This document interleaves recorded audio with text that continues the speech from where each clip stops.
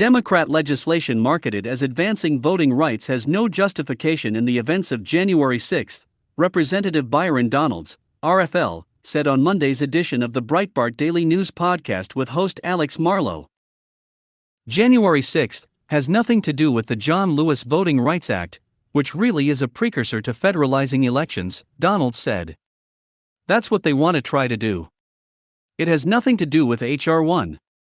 It has nothing to do with the actual Voting Rights Act of '65, which, by the way, Republicans overwhelmingly are the reason why that law is even law, or the Civil Rights Act, for that matter, or any one of the 5 iterations of the Civil Rights Act.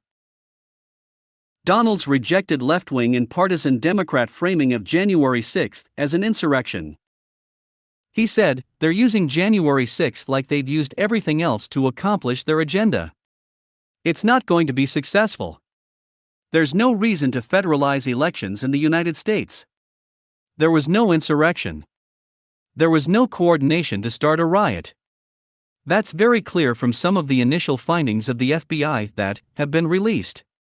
So, I find it terrible for our country that you have a party who, frankly, has sucked on every issue, and so they have to try to create a dialogue, create a narrative, so they can find the way to maintain power.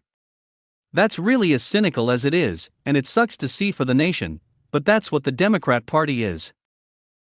The Biden administration is siphoning nurses from Florida to the southern border by outbidding hospitals in the Sunshine State, Donalds stated. Right now, the federal government is actually contracting nurses to be on the southern border in the facilities where they're holding migrant children who came across the border illegally, he remarked. The federal government's actually been contracting these nurses so much so that if you talk to hospital administrators and CEOs, they will tell you it's hard to get nurses because nurses are basically taking the highest bid, which comes from the federal government. He continued, the federal government is outbidding hospitals to send nurses to the southern border to deal with migrant children. Meanwhile, with the Omicron variant, we need nurses in our hospitals, but they're not there for one of 2 reasons. 1, because the federal government under Joe Biden hired them someplace else.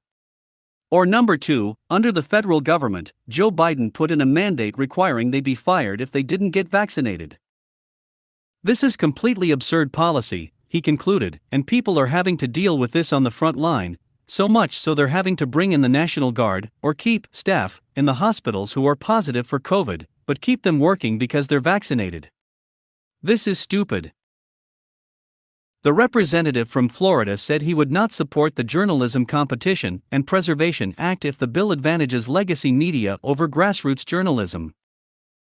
Anything that gives the legacy media, or big media, a leg up on just grassroots journalism or, frankly, truthful journalism I'm not for, and I'm not going to be supportive of, he remarked. Most of the problems in our country that you have are related to the legacy media, who are in the tank because of relationships and contacts, as opposed to just reporting the truth and letting the chips fall where they may.